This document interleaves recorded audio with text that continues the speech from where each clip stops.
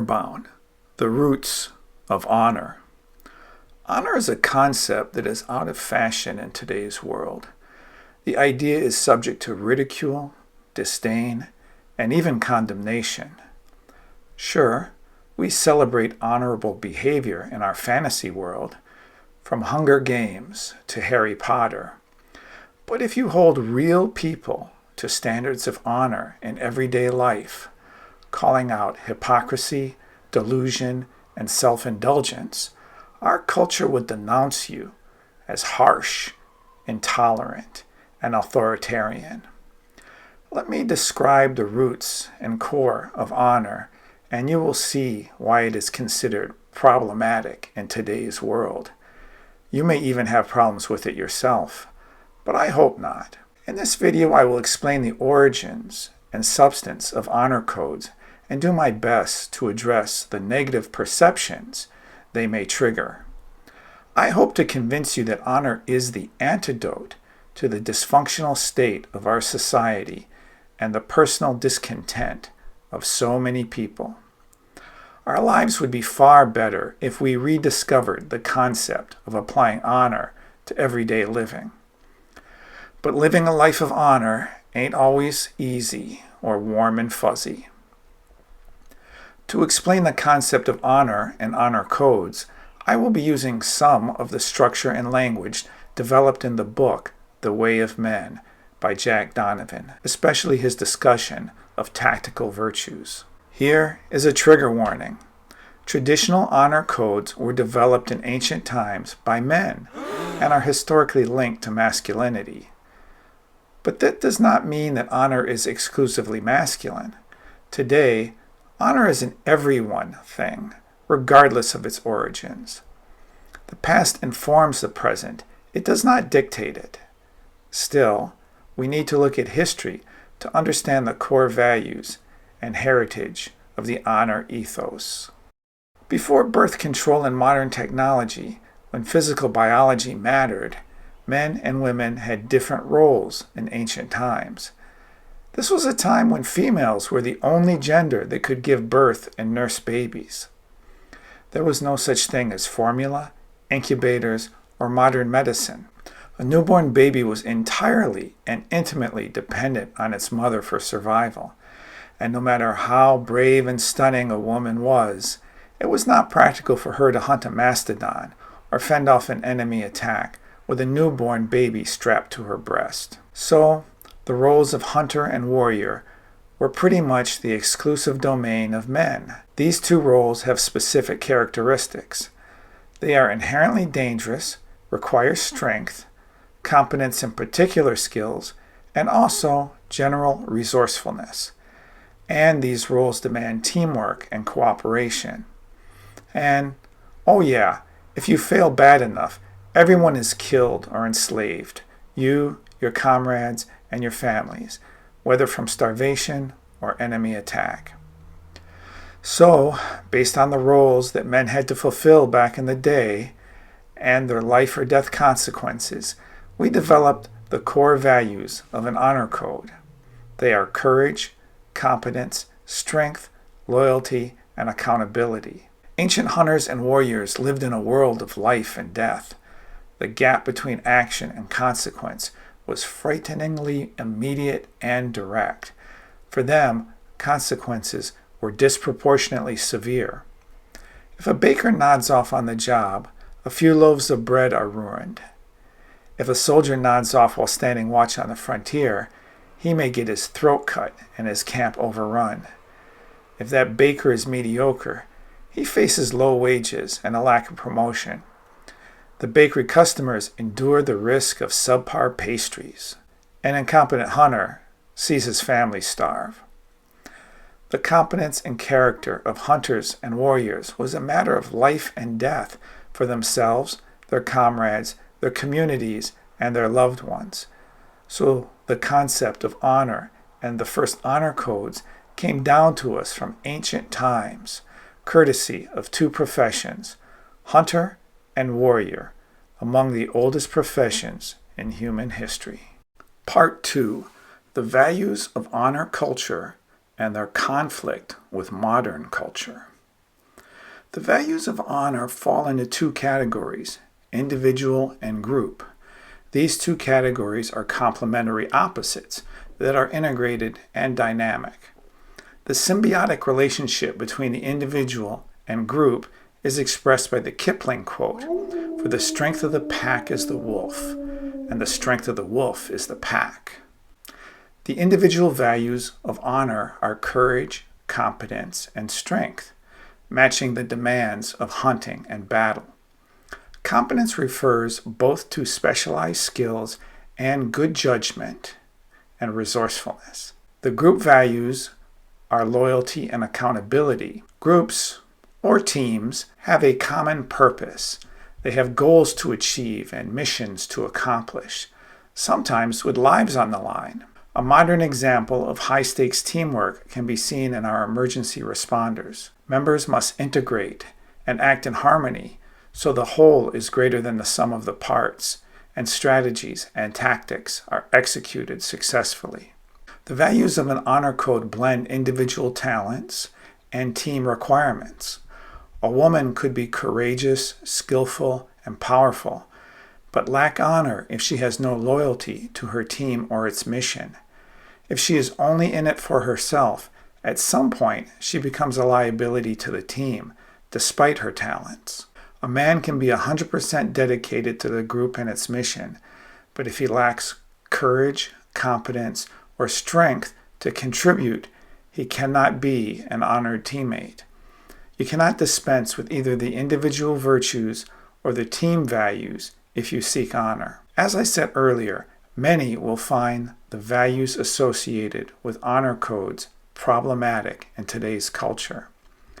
Your average person appreciates the honor described in fantasy settings and that is required in specialized groups like a team of firefighters or Navy SEALs.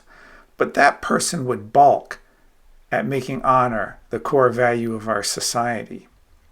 If you had a national election to pick a core value and the three candidates were compassion, happiness, and honor, I believe honor would lose in a landslide. Suppose honor was listed in a group of 20 values, including other things like popularity, creativity, kindness, etc. In that case, I believe the general population would rank it near the bottom of the list. So why is honor and codes of honor out of step with our current culture? Number one, the origin of honor and honor code are masculine, and they were born out of hunting and fighting. Number two, honor codes have been integral parts of military organizations around the world and throughout time, so they are associated with the use of force and strict hierarchy. Number three, honor codes also require one to submit to the judgment and accountability of others according to demanding standards and expectations. And finally, honor codes were insular and not part of modern social morality, which is global. They are a discipline that revolves around service to a particular group, not the world in general. Pirates can adhere to honor codes based on how well they serve their ship and crew, even though they engage in morally reprehensible activities from the outside world's perspective. So in today's culture, honor codes are a tough sell to many people. Part 3. A response to misgivings on honor. I understand that many people might associate honor with force, authority, and conformity, given its history and origins. The link to masculinity is a real turnoff for many. It would be hard to imagine a feminist vegan embracing honor codes, given their origin and associations. But that point of view is foolish. The values inherent in honorable behavior have no gender, ethnicity, class, or nationality. The Chinese invented the compass centuries ago. That does not mean that everyone who uses a compass today is Chinese. Our ancestors' first attempt at metalworking was copper, used to construct edges and points, like knives and arrowheads. That does not mean that copper is the only kind of metal we use today. or that metal is only used for making edges and points. Things evolve beyond their origins. If you embrace the values of courage, competence, strength, loyalty, and accountability, you live an honor code, regardless of any other consideration. And isn't it sexist to reject a lifestyle because its roots were masculine? You wouldn't reject a lifestyle because its roots were feminine, would you? A second issue folks might have with honor codes is that they are influenced heavily by military culture. That might be problematic for some, but it isn't problematic. It's solution-matic. See what I did there? Our modern culture has become excessively ideological, political, and disconnected from reality. Our country seems so rich that we can devote an obscene amount of time, energy, and money to useless, delusional, and counterproductive things. Wealth has expanded the space between behavior and consequences so much that many don't believe in consequences. Yet they will catch up with us eventually. Military culture is different. It is less corrupted than other facets of society because of the danger and high stakes involved, especially as you go down the chain of command. Soldiers on the ground prepare and practice like their lives depend on it. Soldiers simplify brilliantly in the front lines.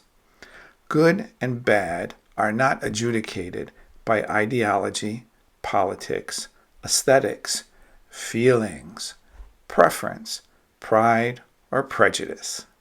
Good is what works, what completes the mission, and what gets us back home in one piece. Bad is what fails, loses the objective, and gets us killed. Warriors in the field are empiricists. They value knowledge and decisions based on the observable reality from previous outcomes. Yes, the structure is authoritarian, and there is a hierarchy, but military hierarchy is about as merit-based as you can find in our country today. Honor and rank don't always go together, but service members generally defer to competence. It does not matter how rich or connected you are. You aren't sent to sniper school if you're nearsighted. Compare that to politics, where jobs are handed out left and right to people with no competence at all. Here are more essential concepts that warriors in the field fully comprehend and live by: risk management, sacrifice, and trade-offs. Warriors understand there is no such thing as perfect safety. The nature of their work requires them to risk their lives. Hence the value of courage. And yet, getting everyone killed usually results in mission failure. So you have to accept risk, but do your best to mitigate it through attention to detail and anticipating problems. Soldiers understand the nature of sacrifice. Everything has a price. Military personnel sacrifice time with family, comfort, and standard of living for the rewards of a life of honor and service, a life that might demand their ultimate sacrifice. Sacrifices are a kind of trade-off where we give up one thing to get another. Trade-offs are necessary because life does not ask us what we want. It presents us with options. Many naively assume that we always get to choose between good or better options. No, often the choice is between bad or worse. And often people get worse because they lack the courage or competence to grab bad when it was still on the table. A modern example of a trade-off soldiers make in the field is the wearing of body armor. It is heavy, hot, energy draining, and slows down reaction times. The disadvantages of body armor can get you killed. On the other hand, the disadvantages of not wearing body armor can also get you killed.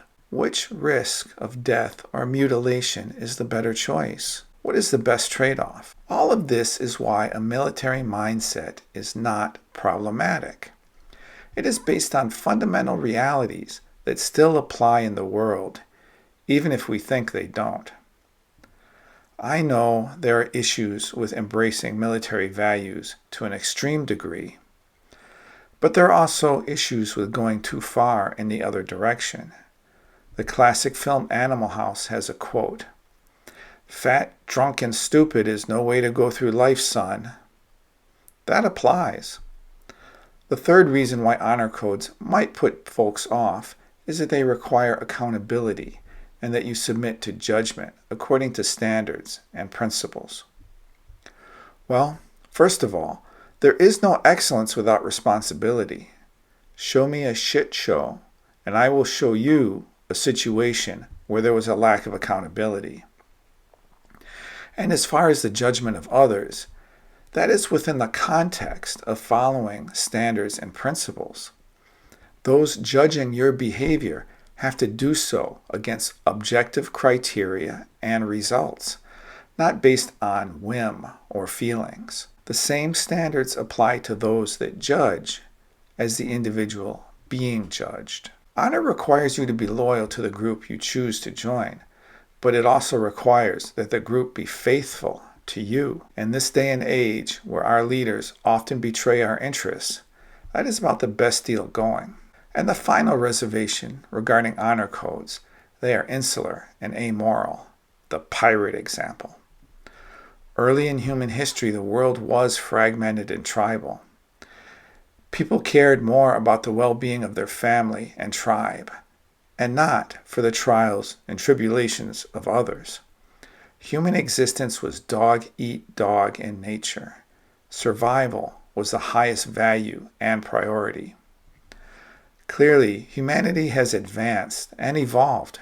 We are not as fragmented as before, and we do not face extreme scarcity that requires ruthless survival. We can live out honor codes with much broader affiliations of respect and decency. Our base tribe is now humanity itself. Part 4. Honor in the Modern World. Honor in the modern world is more nuanced and broader in its application than in times past. Think of it as a system of tiers. The foundation is that we are all human beings. We have a base loyalty and accountability to be decent and to do no harm, as long as none is done to us. Then, perhaps, we have some responsibility to our country. No country is perfect, but to the extent you were born with the legal, social, and physical infrastructure to live a decent life, you should reciprocate by being a respectable citizen. You might have other connections closer to home that you can honor. Neighborhood, work, family, or any group you are affiliated with. The lower tiers mostly require that you be decent and law-abiding. More tight-knit groups, especially those you had the choice to join, demand higher levels of loyalty and accountability from you. While I should be decent and helpful to my neighbor's kids, I am honor-bound to make sacrifices for my own children. I am not working an extra job to put your kids through college, but I might do so for mine. My team is also more accountable to me than outsiders would be. I have no right to give my neighbor hell for not trying harder to find a job, but my neighbor's spouse has every right to do so. In today's world, honor does not require us to put life and limb on the line frequently as it did for hunters and warriors of old. But it still demands sacrifice. For example, a parent is honor-bound to fairly and effectively discipline a child, even at the cost of losing the child's affection and the emotional turmoil that might bring. Not every affiliation involves high levels of honor. You may work someplace where you are just a cog in the wheel. Decency requires you to put in an honest day's work and not steal from your employer. but not that you make sacrifices for him. Also, when you have an affiliation to honor, it is not an unconditional obligation. The strength of the wolf is the pack, and the strength of the pack is the wolf. But if a particular wolf does her part in bringing down an elk, yet is denied meat by the pack, she has the right to challenge leadership or leave. Honor does not require you to put up with abuse. For example, the Bible instructs people to honor their parents, but that does not include sticking around for horrible treatment. As we will address in future videos, your first affiliation of honor is with yourself. My intention with this video was to explain the concept and origins of honor, promote honor as a virtue and a lifestyle, and to take the scary edges off for those of you that might be squeamish. A life of honor is gratifying, and a community that embraces honor is likely to be a great place to live. More to come on what it means to live an honorable life. I hope you will join the Circle of Honor.